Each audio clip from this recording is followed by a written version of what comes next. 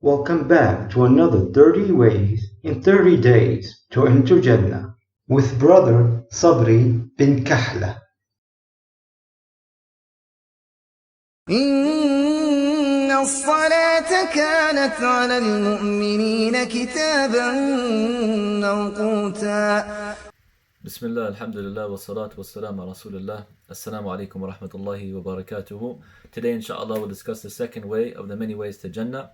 And this is the most important way after the way we talked about yesterday in terms of our iman and saying the shahada, it's the salat, establishing the prayer. Allah subhanahu wa ta'ala says, إِنَّ الصَّلَاةَ كَانَتْ عَلَى الْمُؤْمِنِينَ كِتَابًا مَوْقُوتًا. That verily the salat has been prescribed upon the believers in specific times or for specific times. In many ayat in the Quran, Allah subhanahu wa ta'ala says, أَقِيمُوا الصَّلَاةَ, establish the prayer. The Prophet ﷺ, he said, the first thing that we will be asked about on the Day of Judgment is the salah. And if we are proficient in it, then everything else will be good. But if we are deficient in it, then everything else will be deficient. It's so important that Allah subhanahu wa ta'ala, he chose to give its command to the Prophet ﷺ after he ascended the seven heavens. He gave it to him directly. It's so important that every day when the angels go back to Allah subhanahu wa ta'ala and he asks them, how did you find my servants? And they will say to him, we found them in a state of prayer. This good deed takes precedence over all the other good deeds. The word salat comes from the word sila, which means connection. It's your connection to your Lord. The Prophet ﷺ, he also said, أَقْرَبُ مَا يَكُونُ الْعَبْدُ مِنْ رَبِّهِ وَهُوَ سَاجِدٌ. The closest that a servant is to his Lord or her Lord is when they are in the state of sujood, the state of prostration. The scholars, they say, if you want to see your relationship with Allah, look at your salat and look at how your relationship is with His book, the Quran. And they are intertwined because we recite the Quran in the salat. We recite the Fatiha every single rak'ah. So it's extremely important in the life of a Muslim. Umar radiallahu anhu, he wrote to his servants, he wrote to the workers of the state.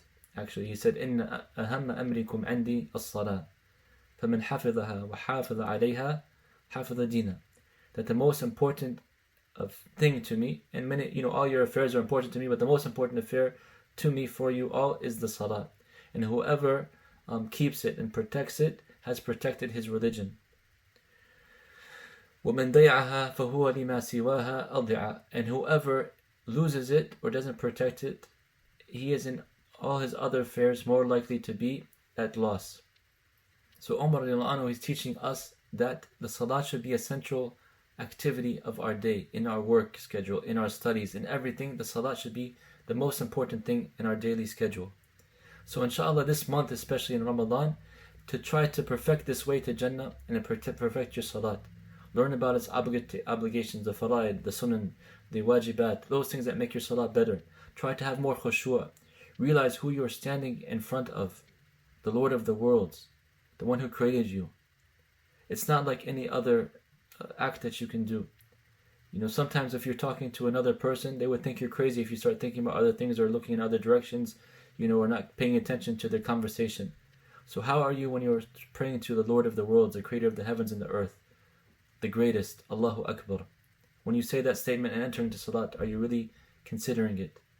So inshallah this Ramadan, try to perfect your obligatory salat, and inshallah we'll talk about the sunan or the nawafil that you can do as well for another way to get to Jannah. But the most important thing now is to focus on the obligatory salawat and to perfect those inshallah and to build upon it.